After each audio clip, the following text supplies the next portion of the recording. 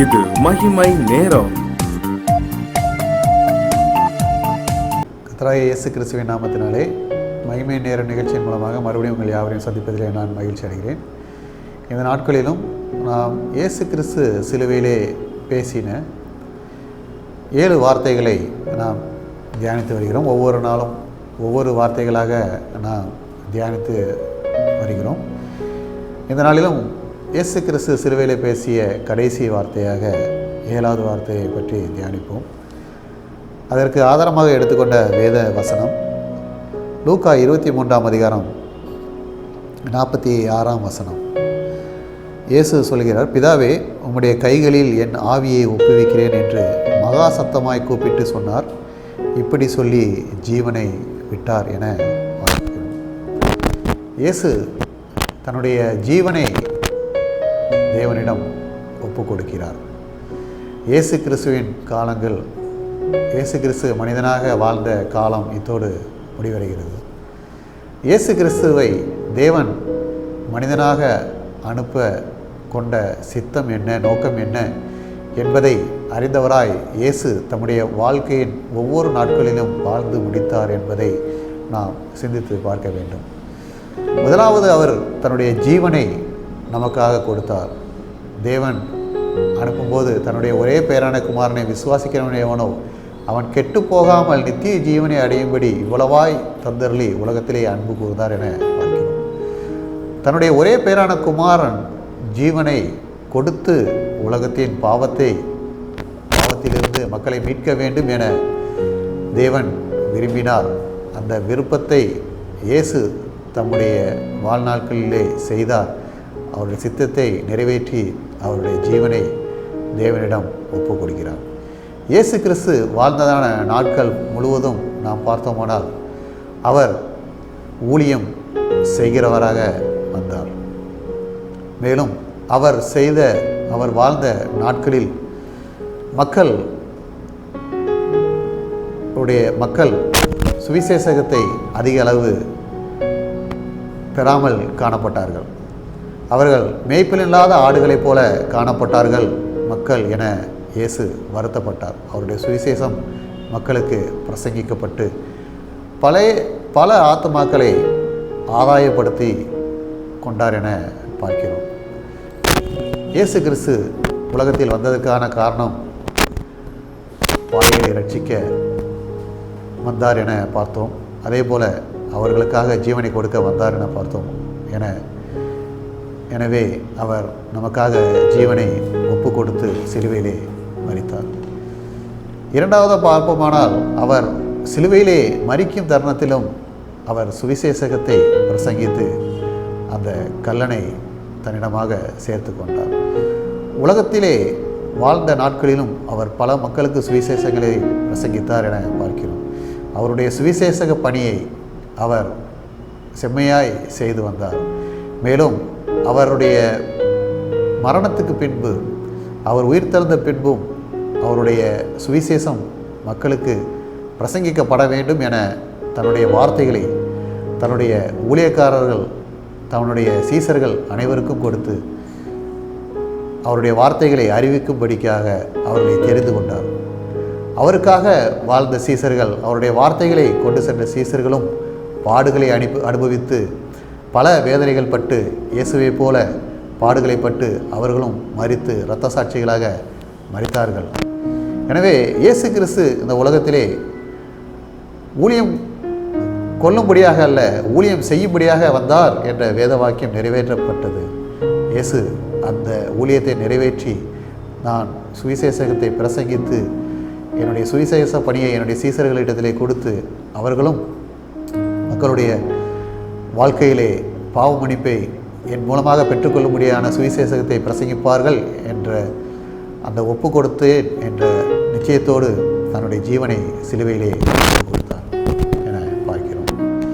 மேலும் இயேசு இந்த உலகத்திலே வாழ்ந்த நாட்களிலே பரிசுத்தமாய் வாழ வேண்டும் என ஒப்பு வழிகாட்டினார். மரியாளுக்கு தேவதூதன் தோன்றி அவரிடத்திலே கூறும்போது, பரிசுத்த ஆவியானவருடைய குழந்தை உன்னிடத்திலே பிறக்கும் குழந்தை இயேசு பரிசுத்தமானவர் என கூறுகிறார். மரியாளுக்கு சொல்லப்பட்டது அதுவே இயேசு கிறிஸ்துவுக்கும் ஆரம்பத்திலிருந்தே சொல்லப்பட்டிருக்கும். அதுபோல் இயேசு கிறிஸ்து உலகத்திலே வாழ்ந்த நாட்களிலே பரிசுத்தமாய் வாழ்ந்து மற்றவர்களுக்கு சுவிசேஷத்தை பிரசங்கித்து பாவமில்லாதவராக வாழ்ந்தார் என்பதை நாம் சிந்தித்து பார்க்க வேண்டும். ஒரு வாழ்க்கை ஓட்டத்தை எப்படி வாழ வேண்டும் என்பதை இயேசு வாழ்ந்து காட்டினார். நமக்கு ஒரு முன்னோடியாக வாழ்ந்து காட்டினார். பிசாசானவன் அவரை சோதிக்கும் போதும் அந்த சோதனையிலே சிக்கிக்கொள்ளாமல் 40 நாள் உபவாசம் இருக்கும் போதும் அந்த சோதனையிலே சிக்கிக்கொள்ளாதபடி சாத்தானை மேற்கொண்டார். பாவம் அவரை மேற்கொள்ளவில்லை. எந்த சூழ்நிலையிலும் பாவத்திலே விழாமல் கர்த்தர் தேவன் தம்மேல் வைத்த சித்தத்தை நிறைவேற்றி முடிக்கிறவராக காணப்பட்டார் என பார்க்கிறோம்.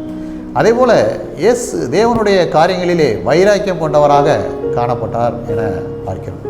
எவ்வாறு மக்கள் மேய்ப்பினில்லாத ஆடுகளைப் போல காணப்பட்டார்கள் என்று மக்கள் மேல் அவர் அனுதாபப்பட்டு மக்களுக்கு சுவிசேஷத்தை பிரசங்கித்து மக்களுடைய பிணிகளை எல்லாம் நீக்கினாரோ, அதுபோல் கர்த்தருடைய காரியங்களிலே அவர் வைராக்கியமாக இருந்தார். கர்த்தருடைய வேதபாரகர்கள் ஆசாரியர்கள் என ஒருவரும் கர்த்தருடைய கற்பனைகளையும் கட்டளைகளையும் கை கொள்ளாமல் மக்களை துன்பப்படுத்தி கொண்டிருந்தார்கள் என பார்க்கிறோம். ஆடுகளை மேய்ப்பதற்காக வைத்த மேய்ப்பர்கள் ஓநாய்களாகி மாறி நரிகளாகி மாறி ஆடுகளை சிதறடித்து கொண்டிருந்தார்கள். அப்படிப்பட்ட சூழ்நிலையிலே அவர்களுக்கு எதிராக கர்த்தர் குரல் கொடுத்தார். கர்த்தர் ஆலயங்களிலே காசுக்காரர்களையும் விற்பனை செய்பவர்களையும் விரட்டி அடித்தார். வைராக்கியம் உள்ளவராக காணப்பட்டார் என பார்க்கிறோம். தம்முடைய பிறப்பு தேவனால் கொடுக்கப்பட்ட பிறப்பை தேவன் வாழ்ந்த காலங்களிலே நேர்த்தியாய் வாழ்ந்து ஒப்பு கொடுத்தார்.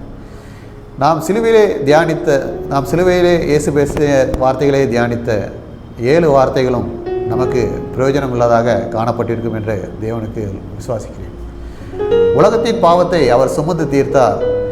இயேசு தன்னுடைய தேவனுடைய வழிநடத்தினால் வந்து பெரிய அதிக பாரமான அந்த சுவிசேஷத்தை பிரசங்கித்தார். அவருக்கு சிலுவை பாடுகள் நியமிக்கப்பட்டிருந்தது. இயேசு ஒரு இடத்திலே ஒரு வசனத்தை கூறுகிறார், பச்சை மரத்துக்கு இவைகளை செய்வதால் பட்ட மரத்துக்கு என்ன செய்ய மாட்டார்கள் என்று.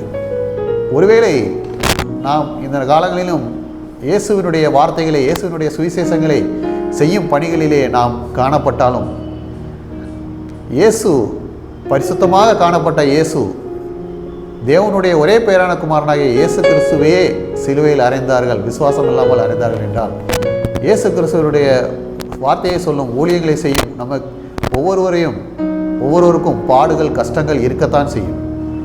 அப்படிப்பட்ட பாடுகளின் மத்தியிலும் அப்படிப்பட்ட கஷ்டங்களின் மத்தியிலும் மக்கள் எப்படி இருக்கிறார்கள், மக்களை நாம் எவ்வாறு வழிநடத்த வேண்டும் என இயேசு ஒரு வழிகாட்டியாக வாழ்ந்து காட்டினார். அவர்கள் மேய்ப்பில்லாத ஆடுகளைப் போல காணப்பட்டு விடக்கூடாது. நாம் நல்ல மேய்ப்பர்களாக இயேசுவின் ஊழியத்தை செய்யும் ஒவ்வொருவரும் நல்ல மேய்ப்பர்களாக காணப்பட வேண்டும். ஓநாய்களாக நரிகளாக இருந்து ஒரு ஆலயத்திலே அவர்களுக்கு கொடுக்கப்பட்ட காரியங்களை நேர்த்தியாக செய்ய வேண்டும். தாங்கள் செய்யும் ஊழியத்தை உண்மையும் உத்தமத்தோடு செய்ய வேண்டும். தங்களுடைய காரியங்களை மக்களுக்குள்ளாக திணித்தி அவர்களை பிரித்து சிதறடித்து வேறு ஆலயங்களுக்கு செல்வது வேறு பாதைகளுக்கு செல்வது என்று அவர்களை பிரித்து விடக்கூடாது. எனவே இயேசு கிறிஸ்து எவ்வாறு தன்னுடைய வாழ்க்கையை வாழ்ந்து முடித்து தேவனிடம் தன்னுடைய ஜீவனை ஒப்பு கொடுத்தாரோ அதுபோல நாம் வாழும் இந்த உலகத்தின் வாழ்க்கையிலும் பரிசுத்தத்தை காத்துக்கொள்வோம். பாவத்திலிருந்து விலகி நாம் பரிசுத்தத்தை காத்துக்கொண்டு பரலோக ராஜ்யத்தை பெற்றுக்கொள்வோம். இயேசு கொடுத்த சுவிசேஷத்தை மற்றவர்களுக்கு பிரசங்கித்து மக்களை நல்வழியில் நடத்துவ மக்களாக நல்ல ஒரு மேய்ப்பர்களாக இருப்போம். இயேசு மகிமைப்படும்படியாக நம்முடைய வாழ்க்கை அமைய இயேசுவிடம் பிரார்த்திப்போம். இயேசு கிருபை செய்து நம்மளை மகிழ செய்வார். ஆமீன். இயேசுவே, இந்த நாளிலும் நீ கடைசியாக பேசின உடைய வார்த்தையை நாங்கள் தியானித்தோம்.